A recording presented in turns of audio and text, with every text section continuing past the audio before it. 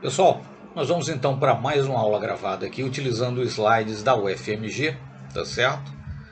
Produzidos pelo Departamento de Química da UFMG, tá bom? Vamos em frente. Essa aula então é dedicada a uma breve descrição aí do chamado modelo mecânico quântico do átomo, ou modelo quântico, enfim, que é o modelo atualmente em voga. Né? Lembrar que a mecânica quântica ali surgiu ali pelos anos 1920, mais ou menos, ou seja, o modelo mecânico quântico aí para o átomo está, enfim, chegando a 100 anos, né? Cerca de 100 anos de existência. Né?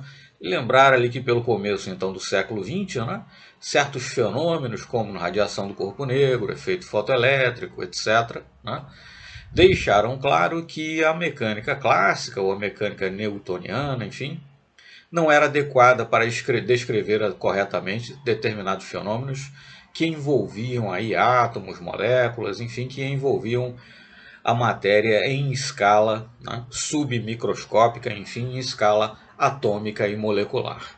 Né? Einstein, por exemplo, utilizaria uma abordagem, né, quântica, né, para explicar o efeito fotoelétrico. Inclusive, o único prêmio Nobel que Einstein ganhou foi por conta de uma descrição adequada do efeito fotoelétrico. Né?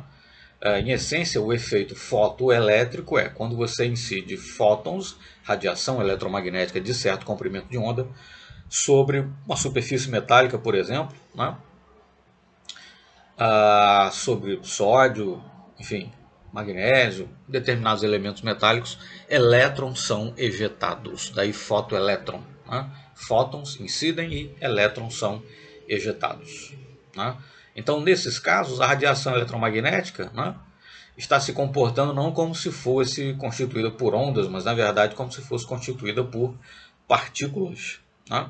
Você pode encarar cada fóton como sendo uma partícula que, colidindo com um elétron de uma superfície metálica, por exemplo, é capaz de removê-lo, desde, é claro, que a energia desse fóton seja suficiente para.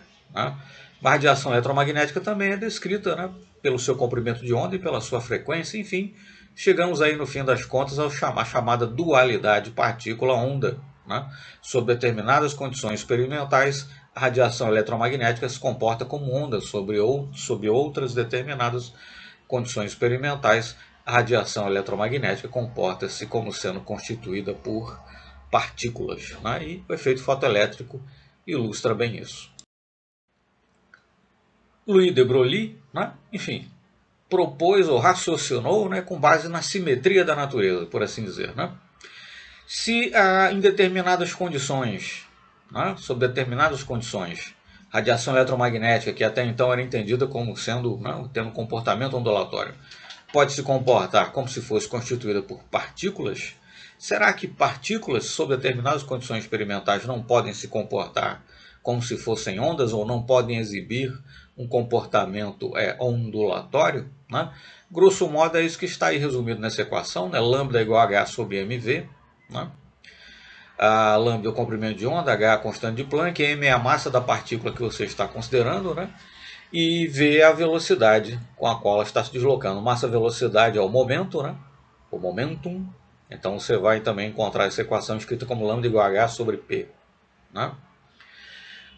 E sim, né, constatou-se que sim, sob determinadas condições experimentais, partículas podem se comportar como se fossem ondas. Vide, por exemplo, difração de elétrons, difração de nêutrons.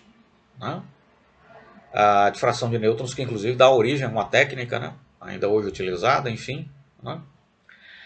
Então, sim, sob determinadas condições, a radiação eletromagnética, enfim, pode ser, partículas, perdão, pode, da mesma forma que a radiação eletromagnética pode se comportar como sendo constituída por partículas, partículas como elétrons, nêutrons, podem se comportar sim, como se fossem radiações eletromagnéticas, como se fossem ondas, perdão, né, como se tivessem um comportamento ondulatório, tal qual a radiação eletromagnética, de forma tal que você pode associar a essa partícula um comprimento de onda.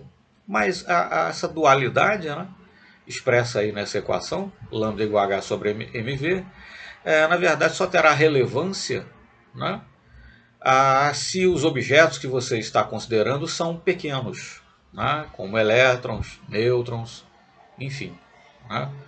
associar um comprimento de onda a um automóvel, por exemplo, não teria sentido, né? Mas enfim, nesse mundo do submicroscópico, do picoscópico, né? Na escala aí de picômetro, né? 10 a menos 12 metros, enfim, sim, né? Esse comportamento dual existe, inclusive ele é muito importante, inclusive sem levá-lo em consideração você não vai conseguir explicar apropriadamente o comportamento da matéria. Comportamento mecânico quântico da matéria, né? Quando nessa escala, né? Atômica, molecular, etc., termina nos conduzindo ao chamado princípio da incerteza, ou o princípio da incerteza é uma consequência da formulação mecânica quântica, né? Podemos assim afirmar, e grosso modo significa que na escala, né? Atômica, né? Molecular, enfim, não podemos determinar exatamente a posição, a direção do movimento e a velocidade simultaneamente, né? De um corpúsculo, de forma tal, quanto maior for a sua certeza com relação à posição, menor será a sua certeza com relação ao momentum, né? O produto massa vezes velocidade. Quanto mais certeza você tem com relação à posição, menos tem com relação ao momentum e vice-versa, de forma tal que o produto da incerteza com relação à posição pela incerteza com relação ao momentum é da ordem de grandeza aí da constante de Planck, né? H sobre 4π, enfim, é da ordem de grandeza da constante de Planck. Constante de Planck, 6,626 vezes 10 a menos 34, joule vezes segundo, né? Se for expressa nessa unidade, joule vezes segundo, 6,626 vezes 10 a menos 34. Mas enfim, de novo, né? Está lidando aí, né? Com a constante de Planck, quer dizer, evidentemente esse comportamento ele só se manifesta, ele é relevante, ele é preponderante, ele tem que ser levado em conta se você estiver lidando aí na escala atômica, molecular, enfim, né? Mas enfim, isso é o chamado princípio da incerteza, né? De Heisenberg, né? Enfim, foi formulado, digamos, né? Deduzido, se assim podemos nos expressar, por Werner Heisenberg. Chegamos então ao modelo, né, enfim, para o comportamento do elétron ligado a um átomo, enfim, né, para o comportamento de partículas aí nesse nível, né, em escala atômica, chegamos à famosa proposição, né, posta, enfim, a formulação posta por Erwin Schrödinger, né,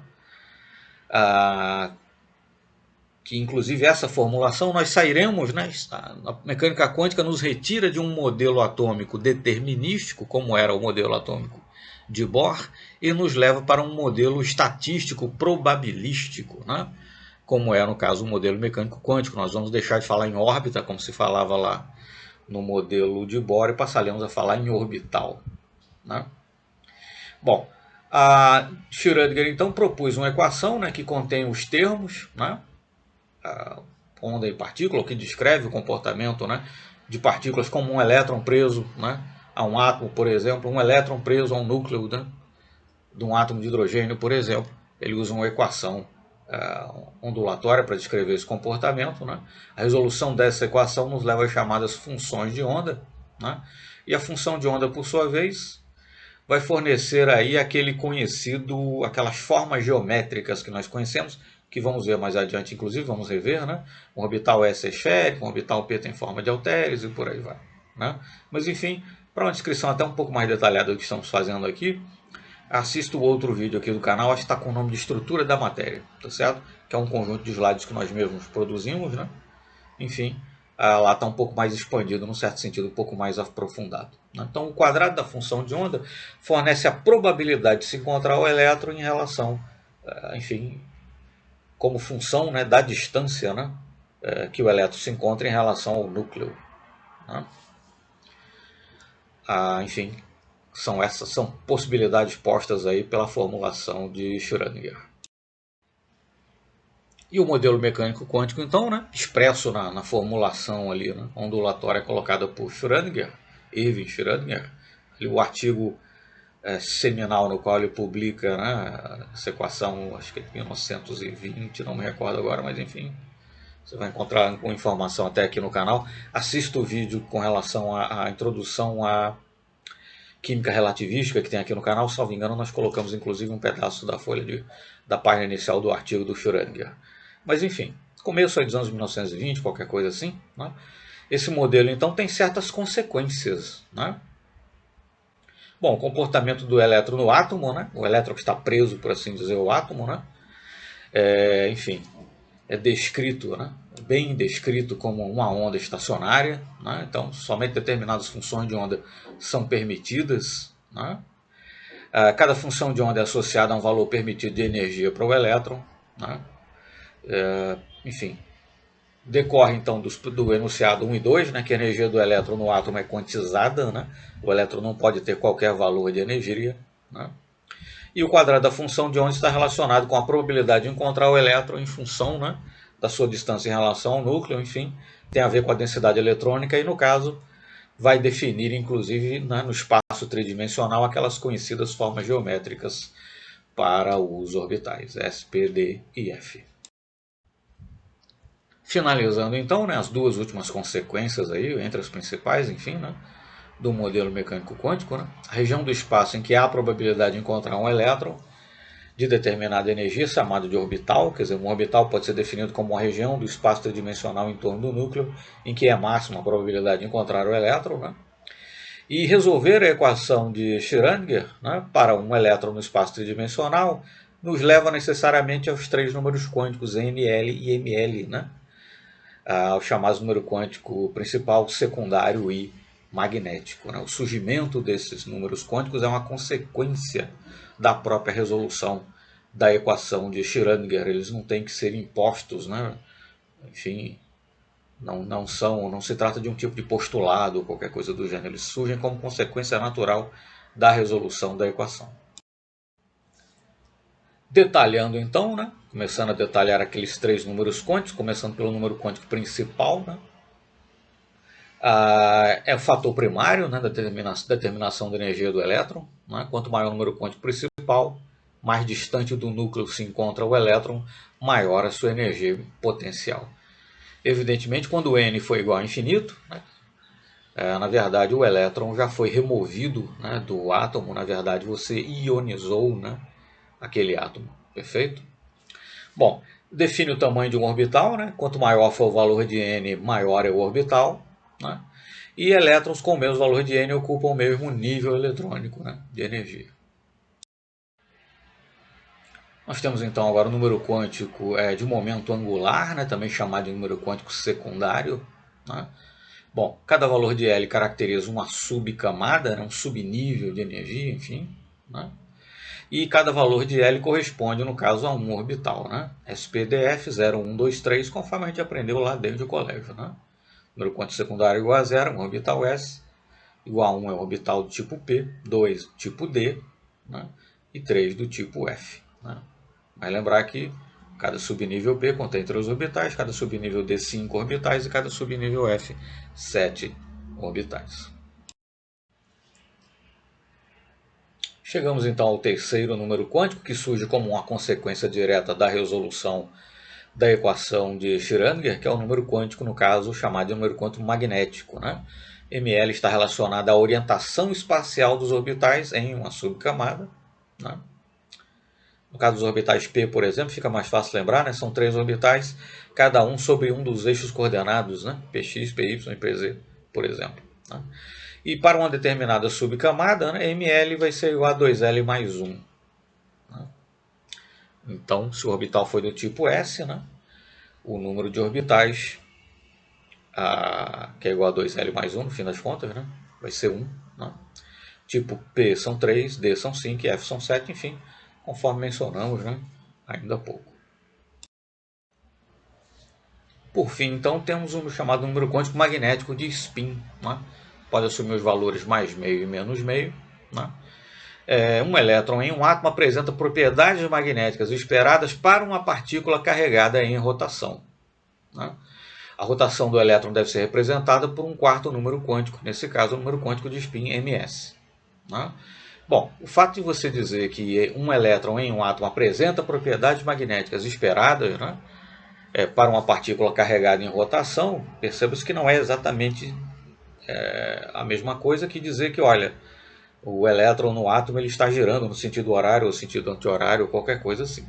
Né? Mas ele se comporta tal como se. Né? mas é preciso, digamos, diferenciar entre aquilo que seja uma descrição que satisfaz o comportamento observado, distinguir isso daquilo que seja uma descrição absolutamente correta e fidedigna de como o sistema efetivamente é e se comporta. Mas enfim, o elétron então, em um átomo, apresenta as propriedades magnéticas esperadas para uma partícula carregada em rotação. E aí então nós temos numa tabela, né, enfim, as possibilidades, né, da camada eletrônica, do ponto principal, secundário, né, enfim, as possibilidades por número magnético e, no caso, por número de orbitais, né, a serem esperados aí numa determinada camada. Né, uma determinada camada.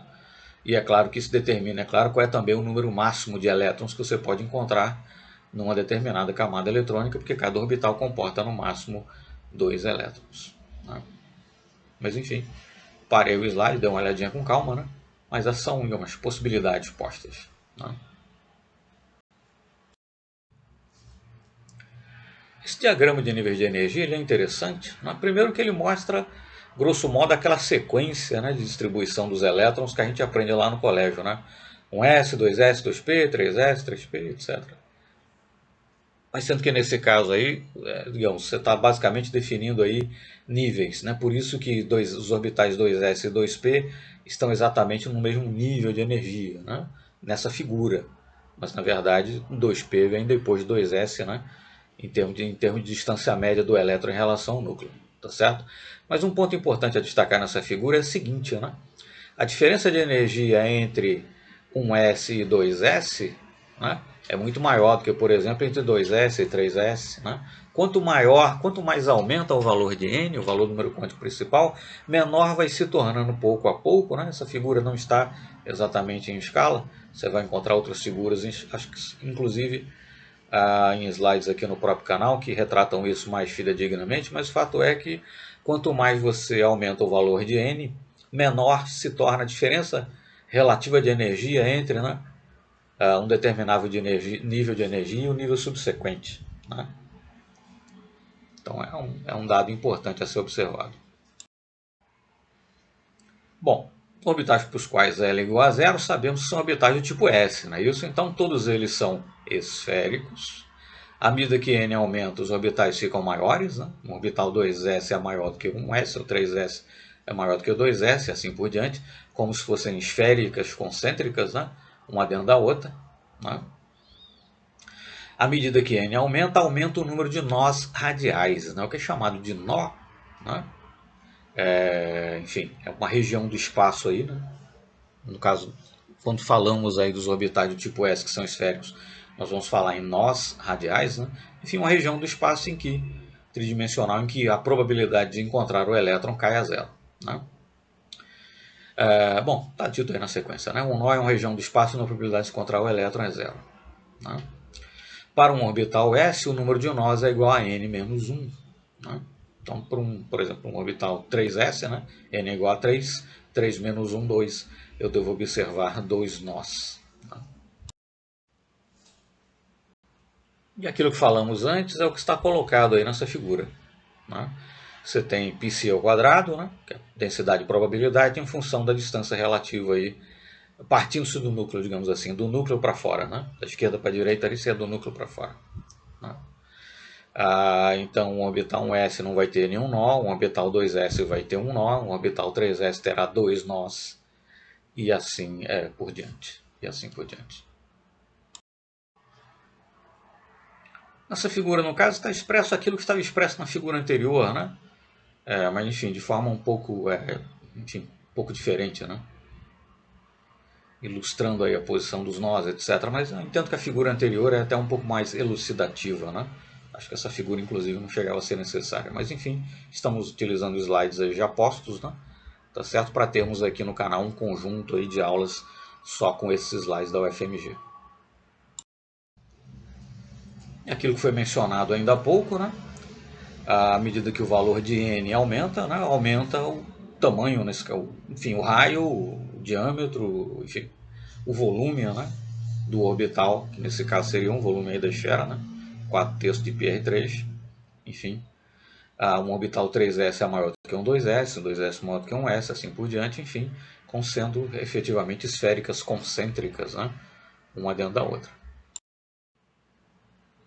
Chegamos aí então ao número quântico secundário L, né? Então orbitais do tipo P, que são 3, né? Px, Py e Pz, um sobre o eixo x, outro sobre o eixo y, outro sobre o eixo z, né? Conhecer essa orientação espacial dos orbitais P, inclusive, vai ser importante, né? Quando chegarmos à ligação química e tentarmos explicar a formação das ligações utilizando teoria da ligação de valência, né? Tivemos que falar em orbitais híbridos, etc. Compreender por que certos orbitais certos orbitais P puros são utilizados, por exemplo, para formar ligações, enquanto outros vão entrar, né, nos cálculos da hibridização, etc. Né? Bom, e aí, se eu tenho 3 orbitais, o número quântico magnético então vai ser menos 1, 0 e 1. Né? Os orbitais P têm forma de halteres, né? E vale o mesmo, né, grosso modo, que você tem para o orbital S, quer dizer, à medida que N aumenta, né, os orbitais ficam cada vez mais volumosos. Né? Um orbital é 4P, o volume que ele ocupa engloba, né, embute o volume que, por exemplo, um orbital 3P ocupa, né, como se fosse efetivamente um orbital P dentro do outro. Né. E todos os orbitais T têm um plano nodal que passa no núcleo. Né. No caso lá dos orbitais S, nós vamos falar em nós radiais, né. Mas no caso dos orbitais P, também D, também F, enfim, né, o orbital P fica mais fácil de enxergar, que não são esféricos, né? Nem P, nem os orbitais P, nem os D, nem os F, enfim, no caso desses orbitais que não são esféricos, nós vamos falar em planos nodais. Né? Você vai ter todo um plano no qual a probabilidade de encontrar o elétron, enfim, cai a zero. Né? Daí plano nodal. E aí então nós temos uma representação dos 3 orbitais P, né? Px, Py e Pz, cada um sobre um dos eixos coordenados. Tá certo? Essa figura da esquerda, né, se você comparar aí com, enfim, né, em muitos livros, né, você encontra ou, né, esse desenho cheio, como está aí, né, no orbital PZ, por exemplo, né, a segunda figura aí da esquerda para a direita, ou então essa figura meio esfumaçada, né, etc. E essa figura meio esfumaçada, que você vai encontrar em alguns livros, tenta fazer frente à seguinte coisa: o modelo mecânico quântico não é um modelo estatístico, probabilístico? Sim. Né? Bom, a probabilidade de encontrar o elétron em relação ao núcleo, né? Ela não cai a zero abruptamente. Né? Ela vai caindo aos poucos. Né? E nesse contorno, em vez de ser cheio, ser esfumaçado, né? Tenta fazer graficamente, ou tenta dar graficamente, passar graficamente justamente essa mensagem. Né? De que a probabilidade de encontrar o elétron não cai a zero abruptamente, cai lentamente, etc. Quando você tem uma curva cheia, né, um contorno sólido, significa dizer que, olha, 90 a 95% da probabilidade de encontrar o elétron está aí dentro desse volume. Né? Mas essa representação meio esfumaçada, etc., ela tenta ser, né, um pouco mais realista, né, tenta ser uma representação pictórica mais condizente com, né, o modelo mecânico quântico do átomo, que no caso é um modelo estatístico, probabilístico, e essa probabilidade de encontrar o elétron em relação ao núcleo ela não cai abruptamente a zero. Né? Tá certo? Enfim, vale a pena essa observação. Chegamos então ao número secundário, né, L igual a 2, né, quântico secundário L igual a 2, orbitais D, são 5 orbitais D. Né? Na sequência aí vai aparecer a figura, a gente vai comentar um pouquinho mais. Os orbitais F, né, salvo engano, nós temos um conjunto de slides aqui no canal que mostra os 7 orbitais F.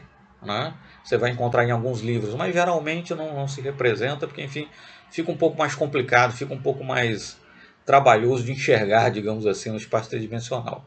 Né? Mas com relação aos orbitais D, é muito importante memorizar a orientação espacial desses orbitais, né? Porque isso, por exemplo, vai ser muito útil quando nós formos falar em compostos de coordenação, né? Quando nós formos utilizar, por exemplo, teoria do campo cristalino para explicar a formação e estabilidade dos compostos de coordenação, né? Tentarmos compreender como é que o campo dos ligantes afeta, né, a energia dos 5 orbitais D, que na ausência do campo dos ligantes são orbitais degenerados, e na presença do campo dos ligantes essa degenerescência é quebrada. Como é que ela é quebrada? Né?